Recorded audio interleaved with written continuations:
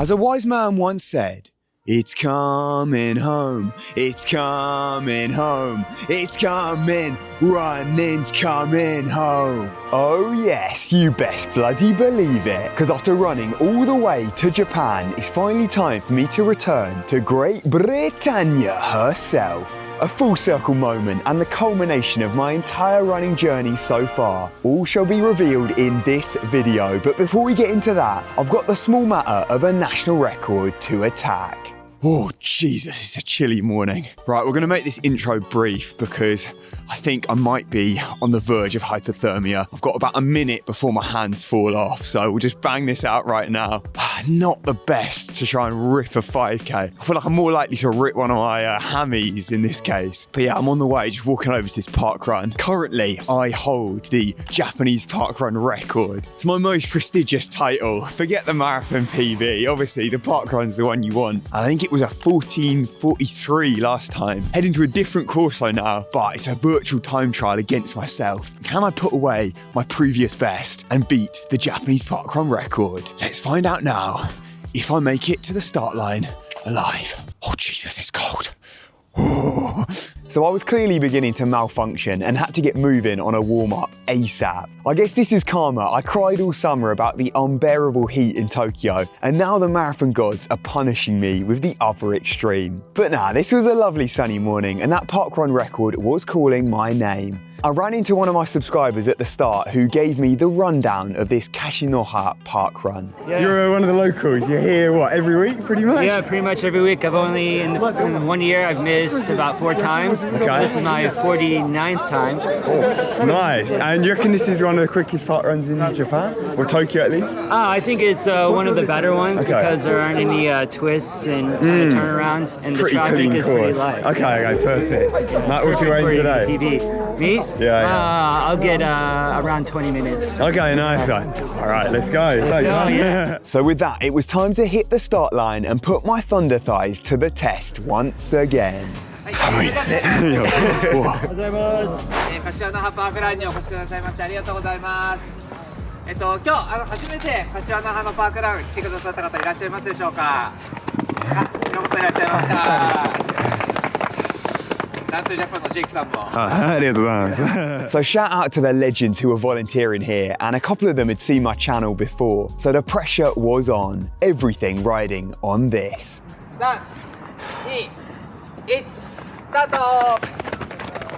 And it's race time. Don't let anyone tell you that parkrun isn't a race, because we all know it's a very, very serious event. I'm going to be commentating over this now, just basically freestyling. Going to be not a lot of edits, not a lot of cuts, because this week I've been very busy. So I thought instead of just having no video, I was thinking I could do a live stream or something. But instead I thought, yeah, we'll whack this parkrun on, can commentate over it, and also give you this huge announcement that I've got. So if you've been following me on Instagram, if you haven't, then come on, get on that. That's how you can stay up to date. Obviously the YouTube's slightly delayed behind, so I've got to edit the stuff. But if you want the breaking news, then Instagram's the place to be. And I announced that I've been confirmed on the London Marathon Elite start list, which is actually huge because I only found out just before they released it. And I'm basically going to talk about in this video the sort of plan of attack, my race schedule, what I've got coming up, how it's going to work with Tokyo Marathon and then London, and answer your questions that you sent in on Instagram. So that's a plan now, but yeah, we've kickstarted here. I've gone off in solid low 250 pace, feeling absolutely flat out. It's so chilly out there, as you heard me complaining about before the race, but I'm gonna try and get stuck in. Hopefully the course isn't too congested, because you can see actually right up here, we've got a bit of traffic already, but unfortunately there was this school race going on. So I've been told that this parkrun was quick. It's like flat course, easy running, but they happened to have this event going on the exact same time, so it ended up being a little bit crowded, had a little bit of weaving around here. But obviously I've got to go for that 14:43 national record for the parkrun, held by myself. That's who I'm battling against, and at least there'll be a few bodies and stuff. So it's a 3-lap course, I'll be whipping it round, and I'll give you the splits and stuff as they come up. But basically, yeah, been confirmed for London. The reason this was actually so tricky is because there's this rule where, as an elite runner, if you want to get an elite start, so you start right at the front of the race, you get support from the actual race itself for these world majors, you get the drinks and stuff out on the course, you get the special bottles. There's like a lot of incentives there to start as an elite. And if you want to do that, there's a rule where you can't do 2 marathon majors back to back. Because I think the idea is they don't want you just like jumping in one race and then sort of taking a piss, like starting the next one when you're not actually fresh or whatever. But little do they know, I'll be running like 3-4 training marathons in between London or in between Tokyo and London anyway. So it was like, I didn't get the problem, but it seemed like I wasn't there to do London at all. Actually, I'd tried for 3 years. This is gonna be the 3rd year trying to get into London. My home race, my hometown, and it seemed to be the only race in the world that I couldn't get into. But then suddenly last minute, I got the call up. They're like, yeah, a couple of people have dropped out, and it seems like happy days, I'm in. So Tokyo, London, back to back, and actually was one of the questions, are you starting in the elite pen? So yeah, I've basically somehow managed to bypass this rule and started as an elite, which I've not seen anyone actually do before. I think you can do it as like a club runner or whatever, but I'd actually missed the club runner entry time, because I thought, oh, surely I can get the elite standard. As a British runner, yeah, I knew I had the time that I'd qualified for it. Except I've got a bit of traffic here. I think, yeah, I shouted, oh, see what I'm saying? Like, excuse me. And these guys let me through. But actually that first K, let's get a little marker. 2:53, so that's solid through 1K.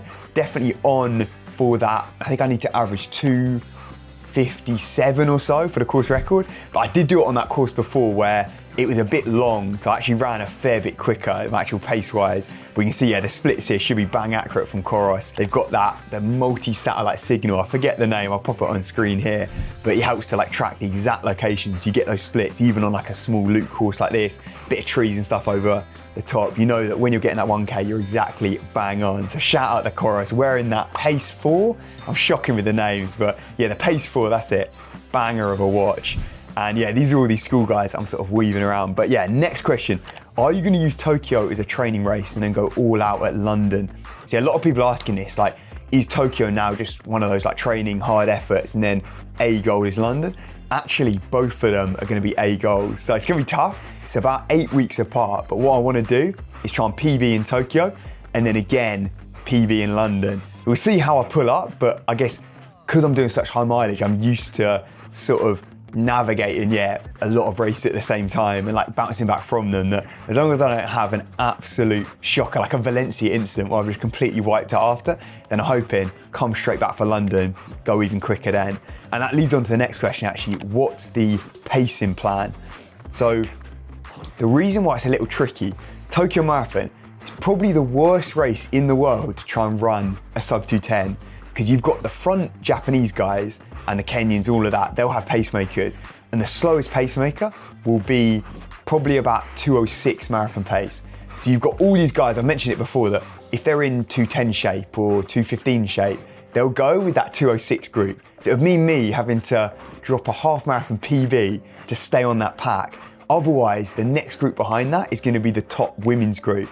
And that's actually what I did last year. So you remember, I went out at, it was 3:08 per K, and they were going at around 2:12, 2:13 marathon pace with the top female. And obviously they have pacemakers. Then you have this whole group of the Japanese guys jumping on them. And let's just see the second K, it looks like we come through here in a 2:55, solid, I'm holding it. But I remember it was feeling hard. I think when it's this cold, the body just is not working. It was early morning and I was knackered. So 2 days before this, I'd done a 30K training run, a hard training run, like sub 3:20 pace. I'll show that in next week's video. That's gonna be the training camp video. That's gonna be, yeah, a sick one. So yeah, look forward to that. But yeah, with basically Tokyo, my thinking is, I'm never gonna be able to run 2:10 there. And also I think anyway, shape-wise, I'm coming back, but it's still a little bit too early. From the time of recording now, it's basically 1 month to go.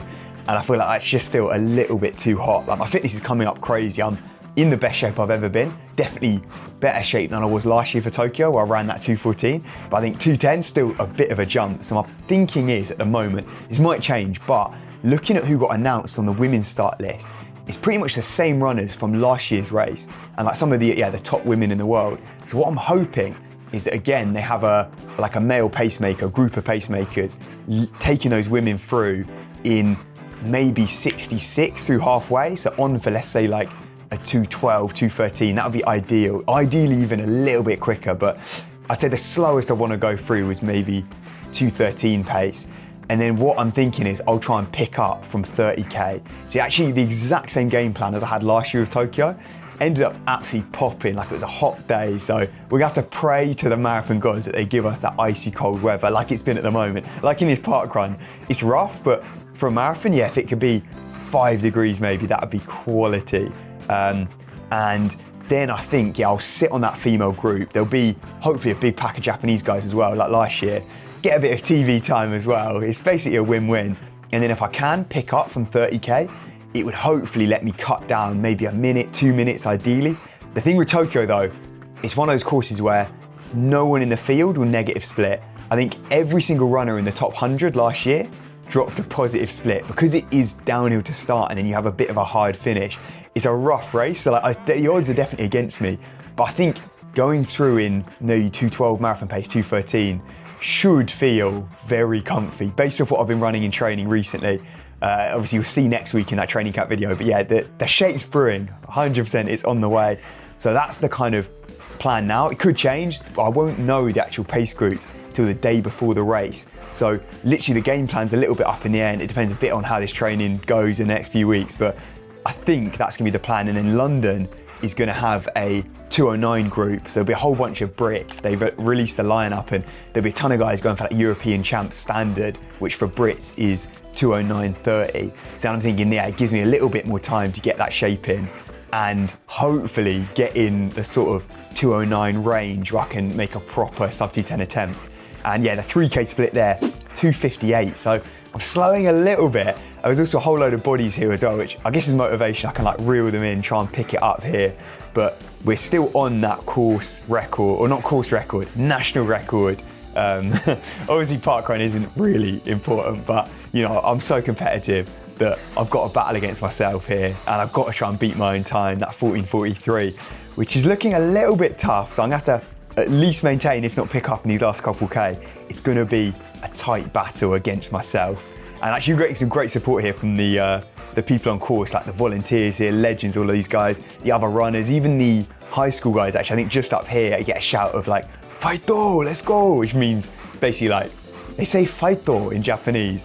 Obviously, it's like you're not scrapping out here, but that means basically let's go. Yeah, here we go, these guys, legends, cheering me on, so shout out to them. But the next question, and actually, sorry, with London, yeah, London is almost more of a free swing. It's like I want to bank a sick time with Tokyo. It's probably a bit more reliable with like weather and stuff, because London, it can be good weather, but also like last year, it could be boiling because it's a bit later in the year, late April 26th. So I'm thinking, I want to ideally bank that PB in Tokyo, and then it's like go all out for that 209. It sort of leads into the next question. Would you rather 2 211s or 1 DNF and 1 209? Stupid question. I would take 100 DNFs to get that 1 209. A 211, it's amazing, it's a PB, but running 211s doesn't do anything. Like once you've done it once, there's no point in not running a PB. You'd rather roll the dice. So let's say our PB in Tokyo, I'd want to roll the dice, and if there's a 90% chance I blow up and DNF, I'll take that over just running a safe race and running another 212 or 211 or whatever. So hopefully, yeah, I can bank that Tokyo run and then just unleash on the streets of London, the homecoming race. I'm actually so buzzing, it's quality. It's literally Tokyo, the start of Tokyo Marathon is 100 or maybe 200 meters from my house. And then obviously London back home, that's like the real OG home. So it does feel like a real full circle moment. I ran to Japan and now I'm running back again. And oh yeah, here I'm like, oh, see what I'm saying? I could see a bit of traffic. I thought we could have a little incident there. But I'm just like, yeah, clawing onto these 207s. I think with this course actually as well, it's flat, but it's bumpy. Like it's a little uneven, the surface. I felt like I'd never really get rolling. I'm pulling out all the excuses here, but you'll actually see I end up running a decent time, especially considering this week. And should we get the 4K split? It looks like 4K here, so we can work out what we've got. That final one is a 257. So I'm holding bang on it, and I need a 256 now to break my own national record and go home triumphant. Let's get a couple more questions in before then. So, what are you going to change so you don't have the same result in Valencia?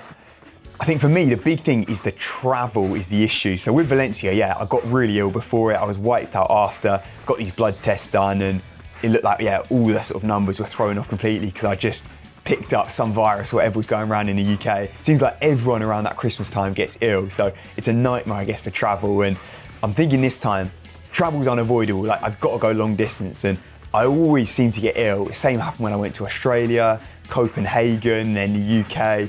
I don't know what it is. Like, I'm safe in Japan in my bubble, but as soon as I travel, it's dangerous territory. So again, it's good. By Tokyo's first, it's safe. Like, I don't have to travel for it. It's much more predictable. And in London, it's a bit more of a gamble, but I'm thinking I've got nothing to lose there. Just take that swing at London. And maybe it'll be stuff like having to mask up on the plane, avoid any contact, like in that week leading up to London, just try and stay sheltered in a little bubble. There's not a lot you can do about it. Like, if you get ill, you get ill. Like, you can put those preventative measures in, but it is going to be a bit of a gamble. So hopefully I can just avoid that. And I think in training wise, I think that Valencia block went as well as it could have. I got in the best shape I've been, so it's building upon that. And I talked recently about how I'm really pushing the long tempos. I think, especially with the team I'm training with, so I'm actually at a training camp at the moment. I'm in this little hotel room with the ND Soft boys, so I've jumped in with them, who luckily let me join in for these couple training camps leading up to Tokyo, because a few of them are doing it as well. And we're going to basically do these tons of sort of quick speed reps. I think with a team I'll be able to bump my speed up, increase that top end, and then hopefully make that marathon pace feel easier. Let's say if I'm going at Tokyo, 2:12 marathon pace is 3:08, and now I've been pushing the top end, so 2:55s now is doable. Whereas last year before Tokyo, I was like 3 minute was like my flat out interval pace. I'm now doing that for like 10K tempos, feeling comfy. So it's a crazy jump. And I think everything should just level up with me sort of just smashing these grindy tempos, the old school Japanese style. I think that's the way to go. Clearly it's worked before and seems to be paying off at the moment. And here we've got the final straight. I'm actually checking my watch. I'm like, okay, we are bang on here. It's going to be very tight, but the chorus data, it shows my fitness, all of that, the impact, the base trend, all of that's going up. So I'm on for some big gains in fitness. And today was a harder course for sure. The heart rate was actually lower today. It was compared to the park run a month ago. As I come in to the finish, have I done it? Let's find out.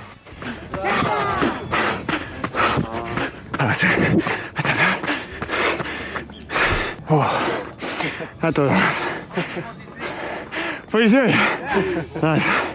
Oh, 寒すぎました。おー、ありがとうございます。楽しかったです。実は前回のパークラン全然同じ。イコール、そうそう。ラストスパートで結構ギリギリ。So there we go, bang on the exact same time as last time. I realised with like 200 meters to go, I was like, oh, it's gonna be close. I'm checking the watch. Ended up getting bang on 14:43 again. So a well fought battle, but in the end I had to settle for a stalemate with myself. I'll be back, parkrun. Now, apologies for the lower quality video this week, but I had to get something out, and next week we'll be back to standard procedure, the storytelling style, so look forward to that. But this has been Jake with Ran to Japan. I'll catch you next time. Remember, train harder, not smarter.